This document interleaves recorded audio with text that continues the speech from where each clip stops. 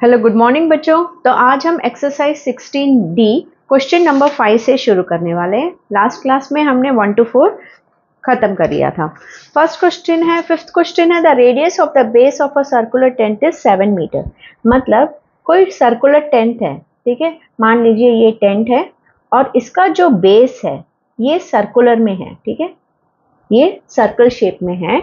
It is 7 metre, so the radius is 7 metre, है ना। किसका रेडियस 7 मीटर है? सर्कुलर टेंट का। तो आप ऐसे पढ़ोगे तो आपको मालूम पड़ेगा द रेडियस इज 7 मीटर, मतलब इस सर्कुलर टेंट का जो बेस है उसका रेडियस है 7 मीटर। और रेडियस क्या होता है बच्चों? From the centre of the circle to any point on the circle, ठीक है। ये सर्कल है तो सेंटर में से any point on the circle, ये भी रेडियस है, ये भी रेडियस है, लेकिन हम हमेशा सम करते वक्त डायरेक्टली ऐसे दिखाते हैं। सो ये 7 मीटर है। तो हमें circumference, find the circumference of the circular base of the tent, मतलब इसका सरकमफ्रेंस क्या है, मतलब ये टोटल लेंथ क्या है। और हमें पता है सरकमफ्रेंस ऑफ द सर्कल का फॉर्मूला क्या है बच्चों? 2 pi R. So 2 into pi into are. So 2 की जगह 2, पाई को हम 22/7 लेंगे, इंटू रेडियस, रेडियस 7 दिया गया है, 7 से 7 cancel, 2 into 22 44 metre. Six sum देखिए, the circumference of a circular ground is 396, find its diameter. तो बच्चों circumference of a circular ground is 396 metre, मतलब इस सम में सर्कमफ्रेंस दिया गया है और हमें डायमीटर पूछा गया। तो बच्चों सर्कमफ्रेंस दिया गया है तो हम सर्कमफ्रेंस की जगह, ये सर्कमफ्रेंस है तो इसके जगह हम 396 लिखेंगे, 2 की जगह 2, पाई की जगह 22/7 और आर हम फाइंड आउट करेंगे। अगर एक बार हमने आर को फाइंड आउट कर लिया तो आर का डबल ही डायमीटर होगा, ठीक है। तो ये 2 के नीचे कुछ भी नहीं है, मतलब 1। अब ये 396 जो है वो इक्वल टू के पहले है, जो भी इक्वल टू के पहले होता है उसे हम लेफ्ट हैंड साइड करते हैं और इक्वल टू के बाद जो भी नंबर है वो राइट हैंड साइड। तो हम नंबर को नंबर के साथ मिलाएंगे। तो ये जो 2/1 है राइट से लेफ्ट की तरफ जाते हुए रेसिप्रोकल कर देंगे, 1/2 बन जाएगा। और 22/7 जो राइट में है उसे हम लेफ्ट में लेके आएंगे तो वो भी रेसिप्रोकल बन जाएगा। तो ये और ये दोनों को हमने शिफ्ट कर लिया इस तरफ, तो यहाँ क्या बचा? सिर्फ रेडियस, ठीक है। अब 396 इवन नंबर है तो वो 2 में जाएगा, 2 1 ज़ा 2, 2 1 ज़ा 2, 2 9 ज़ा 18, 2 8 ज़ा 16।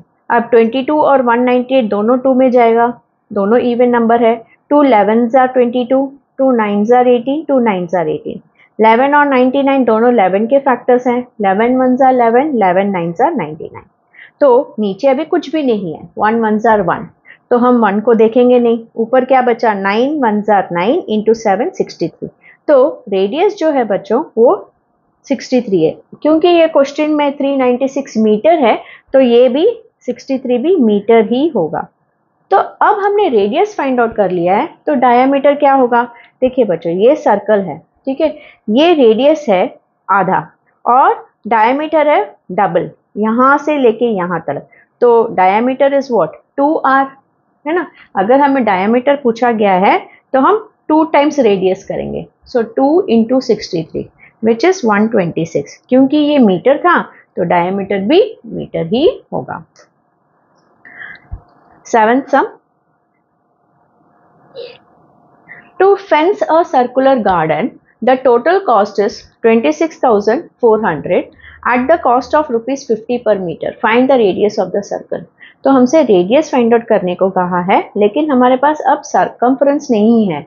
तो देखिए सर्कमफ्रेंस पहले फाइंड आउट करेंगे कैसे। अभी to fence a circular garden, मतलब एक सर्कुलर गार्डन को फेंस लगाना चाहते हैं। फेंस मतलब प्रोटेक्शन, ताकि कोई एनिमल्स अंदर नहीं आए, तो ये प्रोटेक्शन के लिए फेंस लगा रहे हैं, ठीक है। इसके लिए उन्होंने खर्चा किया है 26,400 रुपीज, ठीक है, eight the cost of 50 per metre. मतलब मीटर, 1 मीटर, यहां से समझ लीजिए ये 1 मीटर है, तो यहां से यहां फेंस करने के लिए 50 रुपीज लेते हैं।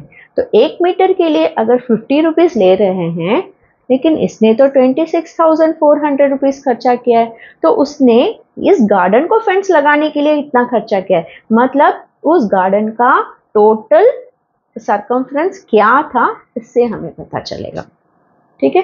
क्या कह रहे हैं 1 मीटर फेंस लगाने के लिए 50 रुपया खर्चा करना पड़ता है। अगर उसने 26,400 खर्चा किया है ये पूरे गार्डन को फेंस करने के लिए, तो वो कितना मीटर था ऐसे करने से हमें पता चलेगा।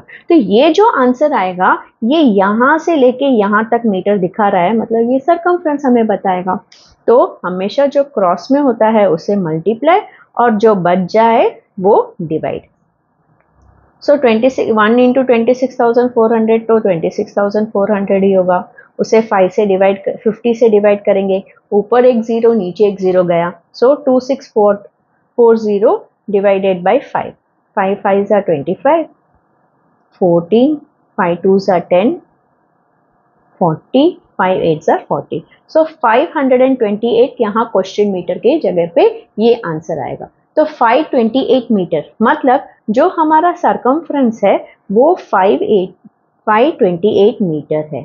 अब हमारे पास सरकमफ्रेंस मिल गया है, तो इस सम की तरह हम सरकमफ्रेंस को ये मेथड यूज करके हम रेडियस तक पहुंचेंगे। So circumference is equal to 2 pi R. Circumference की जगह हम 528 लिखेंगे, 2 की जगह 2, पाई की जगह 22/7 और आर की जगह आर। 2 के नीचे कुछ नहीं मतलब 1, 528 लेफ्ट साइड में है, ये सारे नंबर्स राइट हैंड साइड पे हैं क्योंकि ये इक्वल टू के बाद है। तो इस नंबर को और इस नंबर को यहाँ लाएंगे तो रेसिप्रोकल हो जाएगा, 2/1 बन जाएगा 1/2, 22/7 बन जाएगा 7/22। तो इस तरफ क्या बचा, सिर्फ r, ठीक है, क्योंकि इन दोनों को तो हम यहाँ लाए तो इक्वल टू r। इसे सॉल्व करेंगे हमें रेडियस मिल जाएगा। अब ये देखिए बच्चों दोनों इवन नंबर्स है तो 2 में जाएगा, 2 2s are 4, 2 6s are 12, 2 4s are 8, 2 11s are 22, 2 1s are 2, 2 3s are 6, 2 2s are 4। अब 132 11 में जाएगा, देखिए 11 1s are 11, 2 remainder 11 2s are 22, so 12 times, so 11 1s are 11, 11 12 times 132। So अब नीचे कुछ भी नहीं बचा, सिर्फ 1 और 1 ही है तो इसका कोई वैल्यू नहीं। 12 1s are 12, 12 7s are 84, 84 metre ही इसका रेडियस है। अब नेक्स्ट हम देखते हैं, the diameter of a circular field is 98 metre. मतलब कोई सर्कुलर फील्ड है, ठीक है, ये सर्कुल में है फील्ड और इसका जो डायमीटर है, डायमीटर मतलब any line passing through the centre of the circle. तो ये पूरा जो डायमीटर है ये 98, तो इससे हमें रेडियस मिल जाएगा। रेडियस क्या होगा, ये पूरा डायमीटर है तो यहाँ से यहाँ आधा रेडियस होता है और फॉर्मूला के हिसाब से radius is equal to diameter by 2। ये याद रखना बच्चों, जैसे रेडियस दिया हो डायमीटर फाइंड आउट कर लिए हम डबल करते हैं, इंटू 2 करते हैं। अगर डायमीटर दिया गया हो तो 2 से डिवाइड करेंगे, उसका आधा करेंगे तो हमें रेडियस मिल जाएगा। So 98 divide by 2 is equal to 49। So हमारा 49 मीटर ही हमारा रेडियस है। पहले तो ये समझ लीजिए। अब डायमीटर की वजह से हमें रेडियस मिल गया है। अब if a child walks at the rate of 14 metre per minute, मतलब 1 मिनट में अगर वो 14 मीटर कवर कर रही है, समझो यहाँ से यहाँ उसे जाने में 1 मिनट लग गया, तो 1 मिनट में, ठीक है, 1 मिनट में वो 14 मीटर चल रही है। So how long will it take to walk around the field once, मतलब उसे यहाँ से यहाँ पूरा चलने में कितना वक्त लगेगा। मतलब यहाँ से स्टार्ट किया फिर यहीं पे आके ख़त्म किया, तो this is called walking around the field once. तो उसे कितना टाइम लगेगा। तो बच्चों यहाँ से यहाँ चलने में कितना टाइम लगेगा, मतलब पहले तो हमें ये फाइंड आउट करना होगा कि यहाँ से यहाँ चलेगी तो वो कितना मीटर चल रही है, ठीक है, कितना मीटर वो चल रही है तो हमें मिनट मिल जाएगा। तो पहले हमें सरकमफ्रेंस फाइंड आउट करना पड़ेगा ये जानने के लिए कि इसका डिस्टेंस क्या है, ठीक है। So circumference is equal to 2 pi R, 2 into 22/7 और आर अभी हमने फाइंड आउट किया 49, 7 7 jar 49, so 2 into 22 44, 44 into 7, 7 4s are 28, 7 4s are 28 plus 2 308। सो उसका सरकमफ्रेंस है इस फील्ड का 308 मीटर, ठीक है। मतलब वो लड़की 308 मीटर चलने वाली है, लेकिन कितना वक्त लगेगा, how much time will she take. So if she is taking 1 minute to walk 14 metres. 1 minute में वो 14 मीटर वॉक कर रही है, तो मीटर के नीचे मीटर लिखना होगा। 308 मीटर चलने में उसे कितना मिनट लगेगा। तो जो भी क्रॉस में होता है उसे मल्टीप्लाई और जो बच जाए उसे divide. So 1 into 308 is 308 divide by 14। तो 14 को डिवाइड कीजिए, 14 टू ज़ा 28, 2 रिमाइंडर 8 को नीचे लाइए, 14 टू ज़ा 28। सो ये ही आंसर है। क्वेश्चन मार्क की जगह ये आएगा और ये मिनट के नीचे है, तो 22 मिनट्स लड़की को लगेगा इस सर्कुलर फील्ड में चलने के लिए।